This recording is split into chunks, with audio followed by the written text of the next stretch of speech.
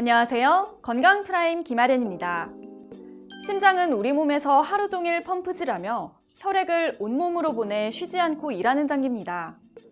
때문에 만약 몸이 무겁고 피곤함을 쉽게 느끼거나 숨찬 증상이 자주 나타났다면 심부전을 의심해 볼 수 있습니다. 오늘은 60세 이상의 고령층에서 주로 발생하는 심부전에 대해 알아보겠습니다. 심부전이란 심장의 구조적, 기능적 이상으로 말초기관이나 장기에 필요한 만큼의 혈액과 산소를 전달하지 못하는 상태를 말하며 이는 심실의 이완과 수축에 이상이 생겨 발생하는 질환입니다. 또 매우 다양한 원인에 의해 발생할 수 있지만 가장 흔하게는 심장 혈관 질환과 고혈압으로 인해 발생하며 또 심장 근육 질환, 판막 질환 등이 원인이 됩니다. 심부전의 가장 큰 증상은 호흡 곤란입니다. 계단을 오르기만 해도 과도하게 숨이 차고 이런 증상이 지속된다면 심부전을 의심해 볼 수 있습니다. 하지만 이런 증상은 빈혈이나 폐질환 등이 원인일 수도 있기 때문에 감별이 필요합니다. 이 외에도 다리 부종, 피로감, 운동 능력 저하를 보입니다. 이제 심부전의 합병증에는 어떤 것들이 있는지 살펴볼까요? 심부전은 심장 기능 심장이 제 기능을 못하는 것이기 때문에 이로 인해서 부정맥이 새로 생길 수가 있고요. 그 다음에 제대로 펌프 작용을 못하기 때문에 혈액이 정체가 돼서 여기서 혈전이 생겨서 발생을 할 경우에 뇌경색, 말초혈관 경색도 발생을 할 수가 있습니다. 또한 아무래도 심장 기능이 떨어진 거다 보니까 급사까지도 발생을 할 수가 있습니다. 이렇게 심부전은 증상이 심해지면 여러 합병증을 유발할 수 있습니다. 심부전을 진단하기 위해서는 주관적 증상과 전문의의 진찰을 통해 이상 징후가 나타나면 혈액 검사와 흉부 X선 촬영, 그리고 심장 초음파로 심장 기능을 진단합니다.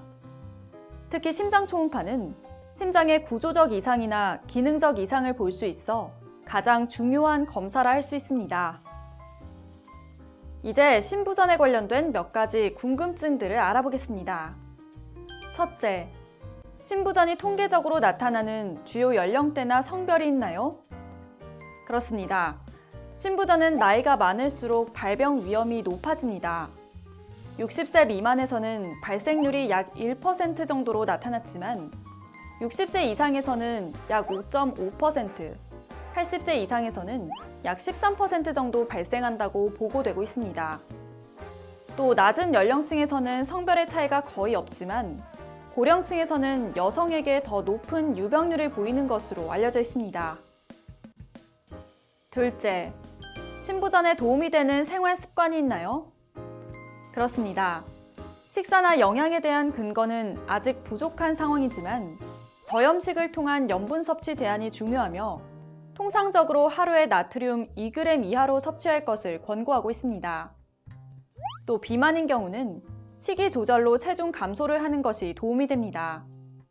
그리고 주 3회에서 5회 정도의 단계적 운동이 운동 능력 향상과 심리적 안정을 취한다고 보고되고 있습니다. 셋째, 심부전의 치료법은 무엇인가요? 심부전은 크게 내과적 치료와 외과적 치료로 나뉩니다. 내과적 치료는 심장을 보호하거나 혈관을 확장시키는 등 여러 약물 치료를 시행합니다. 한편 심부전의 외과적 치료는 장기적인 예후를 호전시키는 가장 확실한 방법으로 심장 이식을 할 수 있습니다. 이식 수술은 말기 심부전 환자의 치료에 가장 효과적인 방법이지만 제공자가 수요자보다 훨씬 적어 시행하는 데 어려움이 있습니다. 최근 연구에 따르면은 이 구강 위생을 잘 할수록 심혈관계 질환을 예방할 수 있다라는 빅데이터 연구들이 많이 발표가 되고 있고, 또 최근에도 하루에 3번 양치를 한다던가 구강 질환을 치료했을 경우 부정맥이라던가 심부전의 위험을 낮출 수 있다는 보고들이 되어 있어서 구강 위생을 강조하는 경우가 많습니다. 실제로도 이것이 효과가 있다고 보고요. 하지만 이런 빅데이터들을 연구에 좀 주의할 점은 아무래도 대규모이지만 후향적으로 연구를 한 것이기 때문에 직접적인 그런 연관성에 대해서는 좀 해석을 할 때 주의가 필요 있겠습니다. 신부전을 예방하기 위해서는 과도한 음주나 스트레스, 그리고 지속되는 빠른 맥박수를 주의해야 합니다. 그리고 기존의 협심증, 고혈압, 당뇨 등이 있는 환자라면 정기적으로 진료를 받아 조절하는 것이 필요합니다.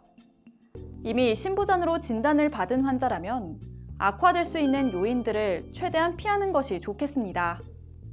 지금까지 건강프라임 김아련이었습니다.